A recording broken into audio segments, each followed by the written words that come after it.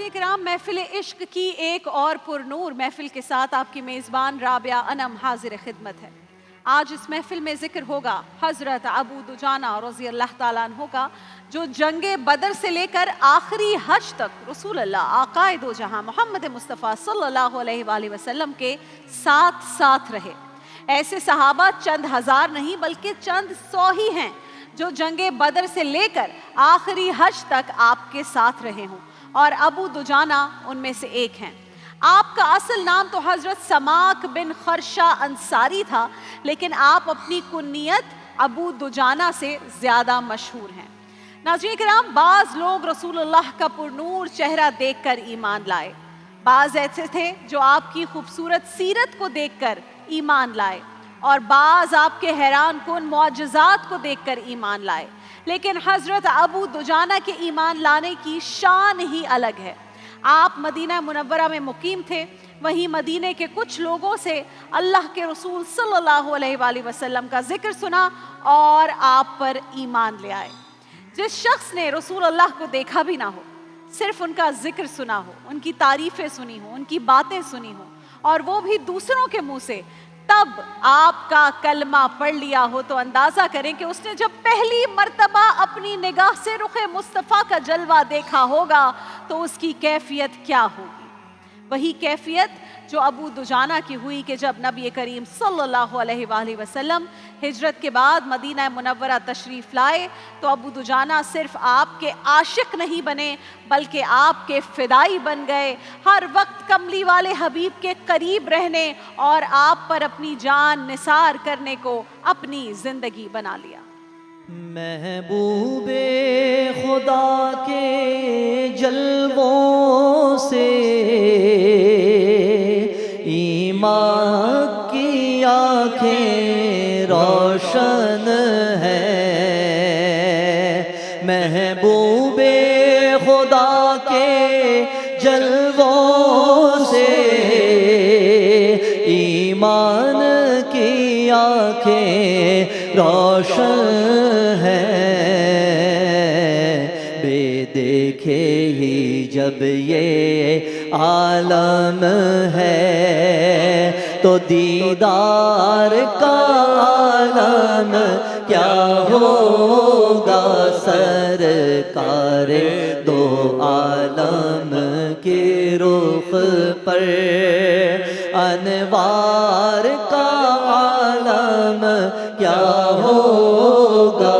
जब जुल्फ का जिक्र है कुरान में, रुखसार का आलम क्या होगा। नाज़रीन किराम, हज़रत अबू दुजाना की बहादुरी के किस्से तो बहुत हैं। आप इतने बहादुर थे कि जब मैदान में उतरते थे तो ये 1000 के बराबर शुमार होते थे। एक तलवार नहीं, 1000 तलवार शुमार होते थे। आपको तलवार चलाने में ऐसी महारत हासिल थी कि अंसार में शायद ही कोई और इस फन में उनसे ज़्यादा महारत रखता हो। लिहाजा जब ग़ज़वात का सिलसिला शुरू हुआ तो ये हर मार्के में शरीक हुए और अपनी बहादुरी और शमशीर जनी की धाक बिठा दी।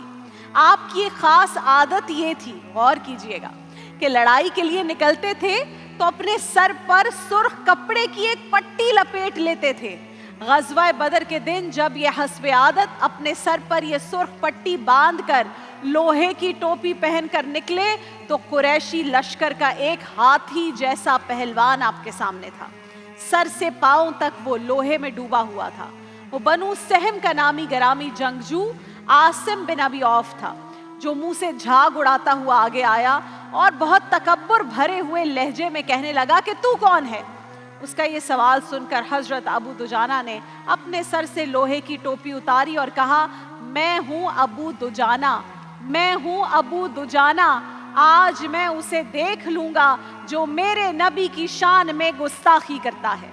ये कहकर आप तेज़ी से उसकी तरफ झपटे। कदो कामत के लिहाज से देखा जाए नाज़रीन कराम, रियलिस्टिकली तो आपका आसिम बिन अबी औफ से कोई मुकाबला नहीं था, लेकिन बात जब कुफ्र और ईमान की हो تو اس جذبے کی قدو قامت نہیں بلکہ ایمان کی حرارت سے اس کو ناپا جاتا ہے۔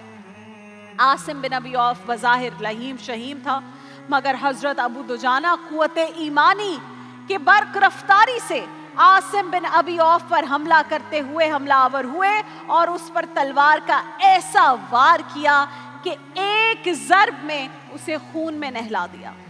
عاصم بن ابی عوف کے بعد آپ نے معبد بن ابی وہب کلبی، ربیہ بن اسد اور ابو مصعب اشری جیسے پہلوانوں کو بھی پچھاڑ دیا، اور اس طرح آپ نے بدر میں قریش کے 4 نامور بہادروں سمیت کئی مشرکوں کو قتل کیا اور کئی کو زخمی کر کے اصحاب بدر میں خاص مقام الحمدللہ حاصل کر لیا۔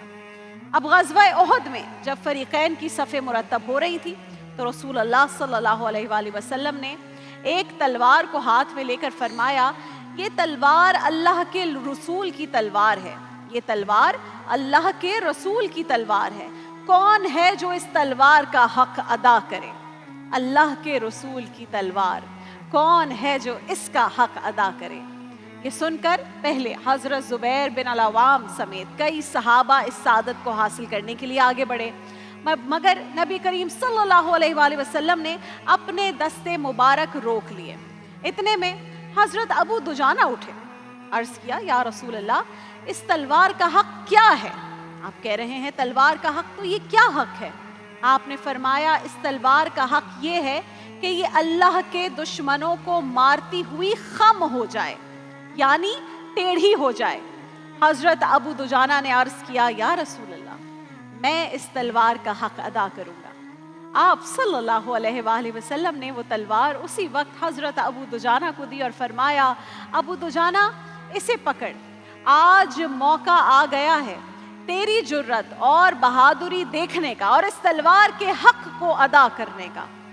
ابو دجانہ نے نبی کریم صلی اللہ علیہ وآلہ وسلم سے تلوار لی، اسے چوما اور کچھ اشعار پڑھے جن کا مفہوم کچھ یہ نکلتا ہے کہ لوگوں سنو، میں وہ ہوں جس نے اپنے نبی کے ساتھ وعدہ کیا ہے کہ اللہ کے رسول کی تلوار کا حق ادا کروں گا، پچھلی صف میں نہیں بلکہ پہلی صف میں کھڑے ہو کر لڑوں گا۔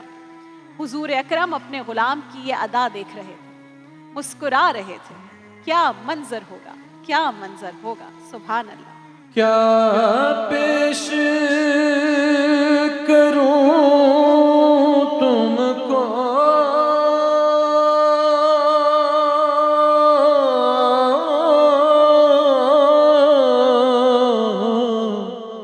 کیا چیز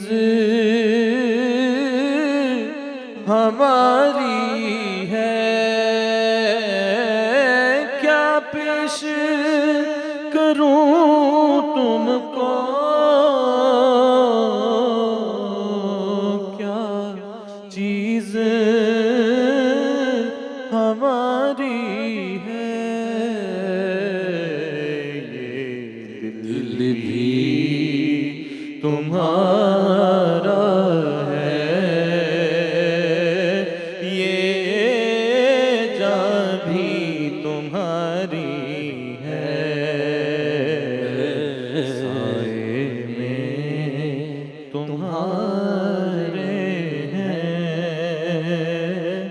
قسمت یہ ہماری ہے۔ ناظرین کرام، رسول اللہ سے تلوار لینے کے بعد اب حضرت ابو دجانہ نے اپنی عادت کے مطابق سر پر وہ سرخ پٹی باندھ لی۔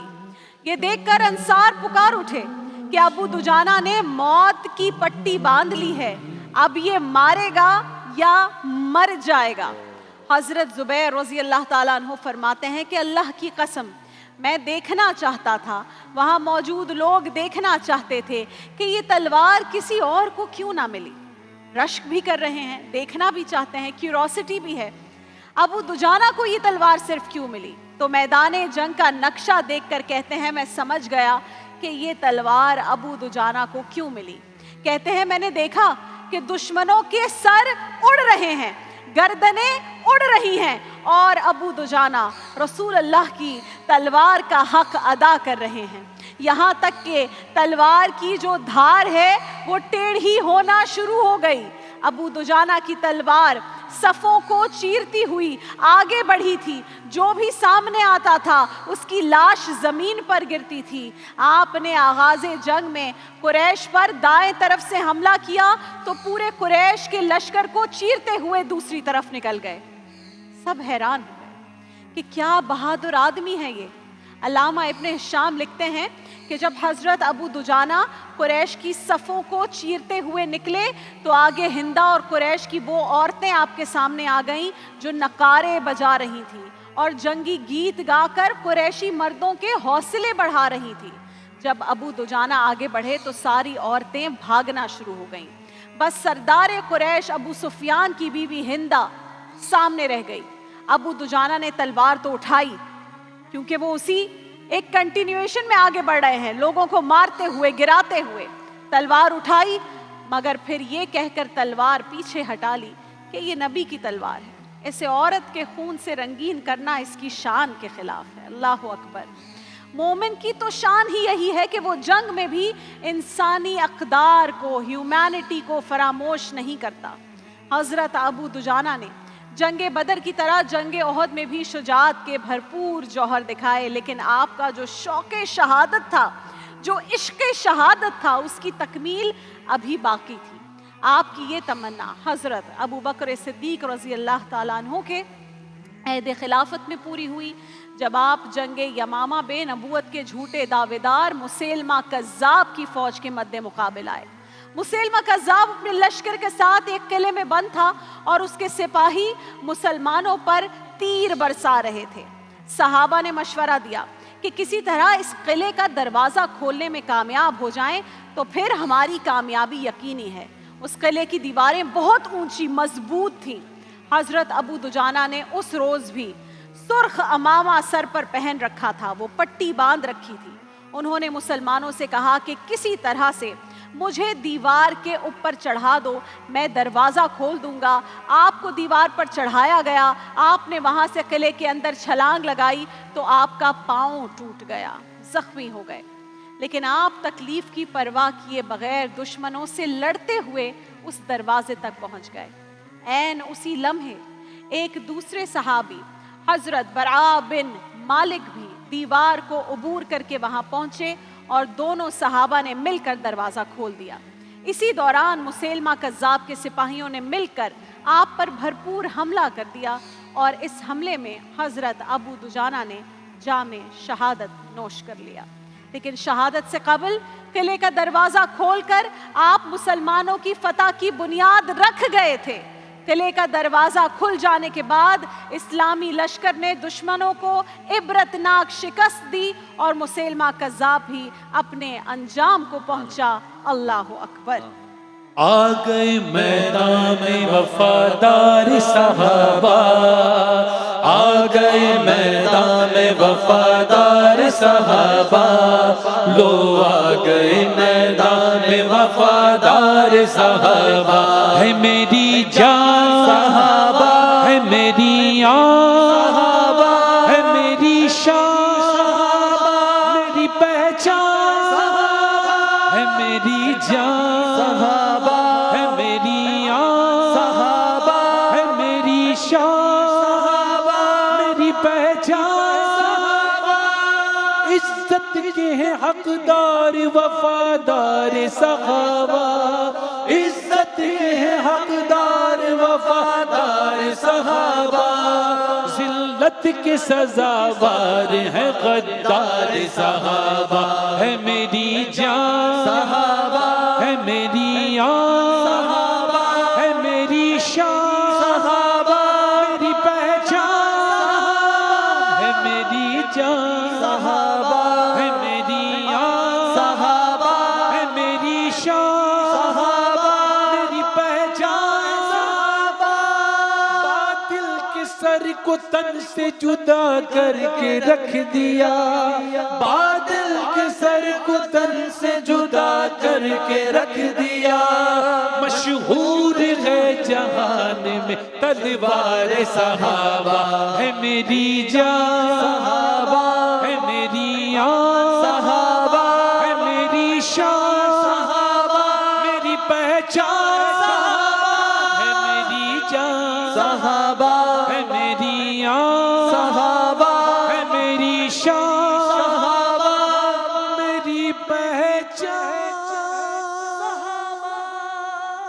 हम सबको सच्चा और पक्का आशिक रसूल बनाए। देखिए महफिल रमज़ान लाइव ट्रांसमिशन रोज़ाना दोपहर 2 बजे से सिर्फ ग्रीन एंटरटेनमेंट पर।